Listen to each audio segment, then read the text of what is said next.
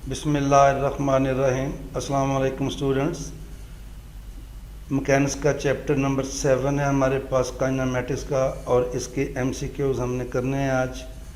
और इसके एमसीक्यू में पहला एमसीक्यू होगा the branch of mechanics which deals with the motion of objects. The branch of mechanics which deals with the motion of objects is known as, और वो motion किस वजह से हो रही है, क्यों हो रही है, उसके ऊपर फोर्स लग रही है नहीं लग, उसका कोई जिक्र नहीं है, तो इसे फिर हम क्या कहते हैं, डायनामिक्स। अब है हमारे पास नंबर 2 पे है the branch of mechanics in which we discuss the motion of objects without any reference of the force is. उसके ऊपर वो जो कौन सी फोर्स है उसका कोई जिक्र है नहीं है, बगैर किसी फोर्स के हम उसको डिस्कस करते हैं, उसे फिर हम क्या कहते हैं, काइनेमेटिक्स। तो इस ब्रांच का क्या नाम है, काइनेमेटिक्स। नंबर 3 पे है the velocity of a moving particle along the curve is given by. तो जब t 0 होगा तो फिर वेलोसिटी की डायरेक्शन क्या होगी। तो फर्स्ट ऑफ ऑल तो हम वेलोसिटी फाइंड करते हैं। वेलोसिटी किसके इक्वल है, r का डेरिवेटिव लेंगे तो वो वेलोसिटी आ जाएगी, और जब इसका डेरिवेटिव लेंगे तो ये t क्यूब है, t क्यूब का डेरिवेटिव हमारे पास आ जाएगा 3t² है, और साथ इसके यूनिट वेक्टर क्या है, i। और जब अगले का डेरिवेटिव लेंगे तो आएगा प्लस cos t का डेरिवेटिव हमारे पास आ जाएगा माइनस sin t। क्या आएगा, माइनस sin t, और आगे है sin² t, पावर पहले आएगी, इसका डेरिवेटिव आएगा 2 sin t cos t। उसको हम अगर इस तरह लिख लें टाइम की बचत के लिए तो वो आ जाएगा sin ऑफ 2t, और इसके साथ यूनिट वेक्टर क्या आ जाएगा, j। और एंड पे है e की पावर 2t। जब इसका डेरिवेटिव लेंगे तो e की पावर 2t का डेरिवेटिव e की पावर 2t आएगा, और साथ 2t का डेरिवेटिव 2 आ जाएगा, और साथ हम यूनिट वेक्टर क्या लिख देंगे, k। अब हमारा क्वेश्चन है t इज़ इक्वल टू 0। तो देखें जब t आप 0 लेंगे तो ये सारा 0 हो जाएगा, साइन 0 भी 0 होता है, और इधर 0 पुट करेंगे तो ये साइन 0 भी 0 है। तो पहली जो है दोनों रकमें 0 हो गई। e की पावर 0 लेंगे तो वो आएगा 1, तो बाकी बचेगा हमारे पास 2k। तो वेलोसिटी किसके इक्वल आ गई है, 2k। k is a unit vector which is along z axis, तो velocity will be along z axis. ये था हमारा सी ऑप्शन इसका आंसर। फिर हमारे पास क्वेश्चन नंबर 4 है अ यूनिट वेक्टर इन रेडियल डायरेक्शन। तो देखें जब बॉडी जो है किसी भी पॉइंट पे होता है तो हम उसके जो है वो पॉइंट लेते हैं पोलर कोऑर्डिनेट में r व थीटा। तो एंगल तो देखें चारों में आपको थीटा नज़र आ रहा है। तो जब कोई भी उसका हम ये अगर मैं लेता हूँ उसकी कोई रेडियल डायरेक्शन ले लेते हैं,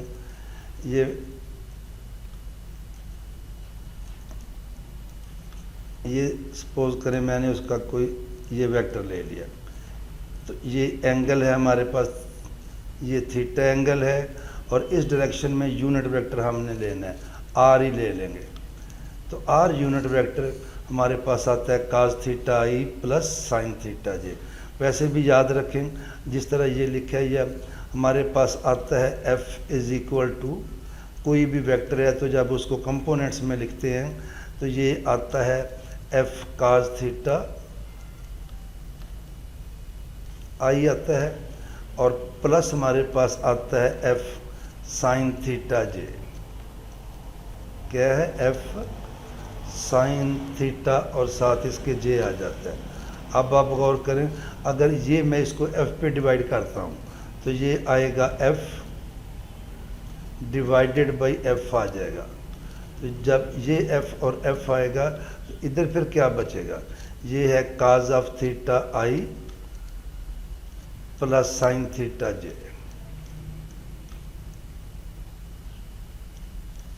प्लस हमारे पास आ रहा है साइन थीटा j, और ये जो वेक्टर है f vector over f magnitude किसके इक्वल है, f यूनिट वेक्टर। इसी तरह जो हमारा r यूनिट वेक्टर है वो होगा cos theta i plus sine theta j, A option. Number 5 पे आते हैं, अ unit vector along transverse direction is. तो देखें जो ट्रांसवर्स डायरेक्शन है ये रेडियस डायरेक्शन के परपेंडिकुलर होती है। तो इसमें हम यूनिट वेक्टर एस लेते हैं, और जैसे हमने अभी कहा कि वो था काज थीटा, तो इसमें आता है काज ऑफ थीटा प्लस π/2। π/2 लिख लें या 90 लिख लें, तो मैं π/2 लिखता हूँ। काज ऑफ थीटा प्लस π/2 आई आता है, और प्लस आएगा sign of theta plus π/2j। ये थीटा है और ये आएगा π/2, और बाहर हमारे पास क्या आ जाएगा j। अब ये याद रखें, काज ऑफ थीटा प्लस π/2 ये होता है माइनस साइन थीटा, और साइन ऑफ थीटा प्लस π/2 ये होता है काज थीटा। और ये ऑप्शन कहाँ पे मौजूद है? ये डी ऑप्शन है। रिपीट कर रहा हूँ मैं, काज ऑफ थीटा प्लस π/2 ये है माइनस साइन थीटा। यहाँ पे आई भी लिखना था, आई रह गया, मैं आई अभी यहाँ लगा रहा हूँ। तो ये है minus sine theta i plus cos theta j, D option है इसका। नंबर 6 पे आते हैं, a particle moves along an ellipse then at any point its velocity is directed to. तो जब पार्टिकल इलिप्स पे मूव करता है तो किसी भी पॉइंट पे उसकी वेलोसिटी की डायरेक्शन क्या इलिप्स के सेंटर की तरफ होगी, या वन ऑफ द फोकाई होगी, या अलोंग द टेंजेंट होगी, या अलोंग द नॉर्मल होगी। ये ऑप्शन ये MCQ भी आगे भी आएगा। तो याद रखें, जब भी पार्टिकल मूव करता है तो हमने पढ़ा tangential and normal component of velocity, उसमें जो वेलोसिटी है वो totally along the tangent direction में होती है। तो पार्टिकल किसी भी कर्व के अलोंग मूव करे तो इसमें वो वेलोसिटी जो है जिस पॉइंट पे भी पार्टिकल होगा उस पॉइंट पे कर्व का जो टेंजेंट होगा उस डायरेक्शन में होगी, और हमारा आंसर होगा सी। फिर हमारे पास है नंबर 7, मैंने अभी जिक्र किया, the direction of velocity of a moving particle is arbitrary. यहीं कोई भी होती है? नहीं, ये भी बात गलत है। अलोंग द टेंजेंट है, अलोंग द नॉर्मल है, अलोंग वाई एक्सिस है। तो वेलोसिटी की डायरेक्शन हमेशा अलोंग द टेंजेंट होती है।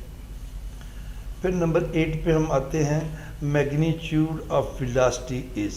ये आपने पढ़ा है कि वैसे जो वेलोसिटी है v, जब इसको वेक्टर में लेते हैं तो ये हमारे पास आता है dr/dt, rate of change of displacement. लेकिन जो इसकी मैग्नीट्यूड है, जिसको हम स्पीड भी कहते हैं, वो है rate of change of distance. वो फिर dr/dt नहीं होता, वो हमारे पास आता है ds/dt। और ds/dt वाला ऑप्शन कहाँ मौजूद है? डी पे मौजूद है। तो हमारा आंसर है डी ऑप्शन। 8 के बाद हम आते हैं 9 पे, Cartesian component of velocity along y axis. तो देखें ये बहुत ही सिंपल है, हमने पढ़ा है कोई भी हमारे पास जो है ये वेक्टर है r, इसकी कार्टीजियन फॉर्म होती है हमारे पास xi प्लस yj।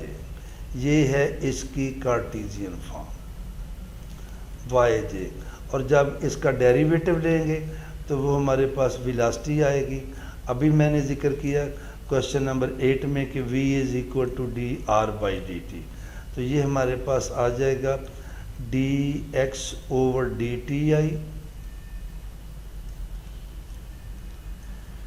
dx/dti, और फिर आएगा हमारे पास प्लस dy/dtj।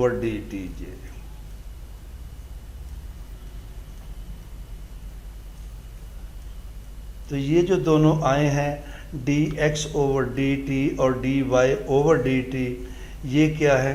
वेलोसिटी के कार्टीजियन कंपोनेंट्स हैं।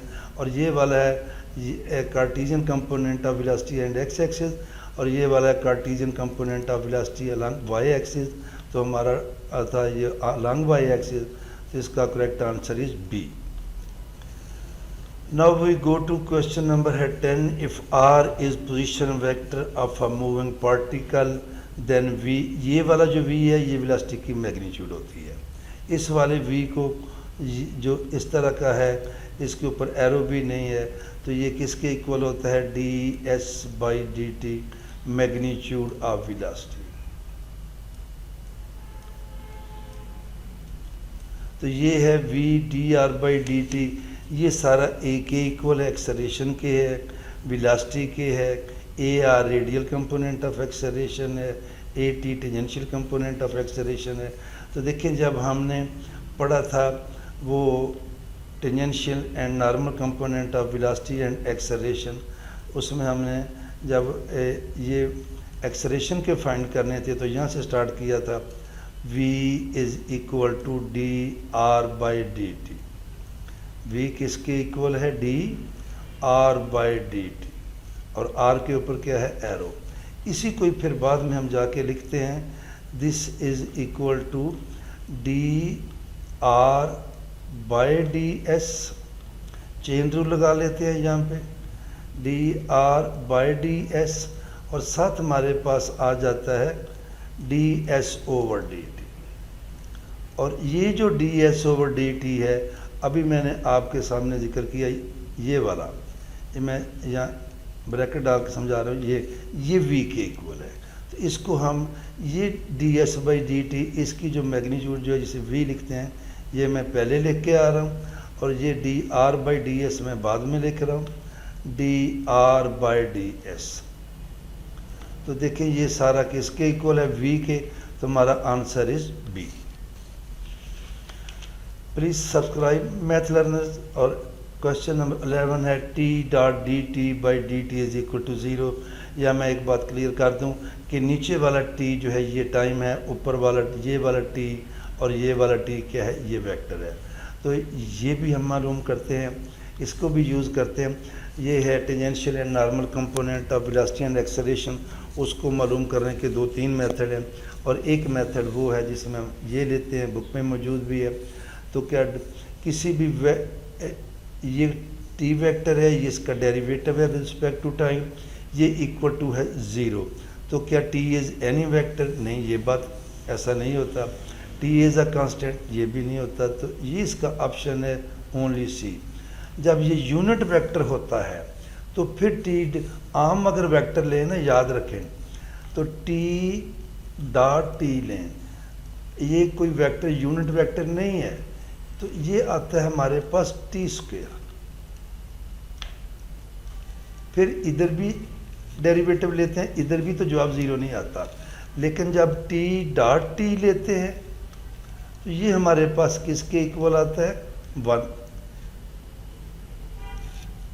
ये 1 के इक्वल आता है। अब जब डेरिवेटिव लेते हैं, राइट साइड का 0 आता है और लेफ्ट साइड पे आ जाता है 2t dot d t by T D, 2 पे डिवाइड करते हैं, तो ये उस वक्त जो है ये होल्ड करते हैं when t is a unit vector. Unit vector अगर ना हो तो फिर ये डॉट प्रोडक्ट 0 नहीं आती।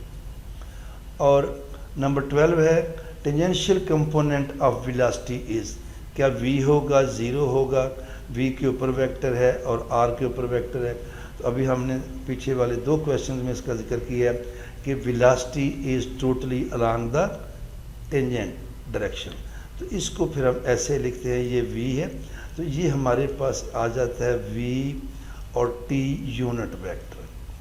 तो जो इसका अलोंग वेलोसिटी का अलोंग टेंजेंशियल डायरेक्शन जो कंपोनेंट है वो ये है, मैग्नीट्यूड ऑफ v। इसका correct answer is option A. और एंड पे है, thank you for watching Math Learners. Allah ताला आपका हामी व नस्र हो। अल्लाह हाफिज़।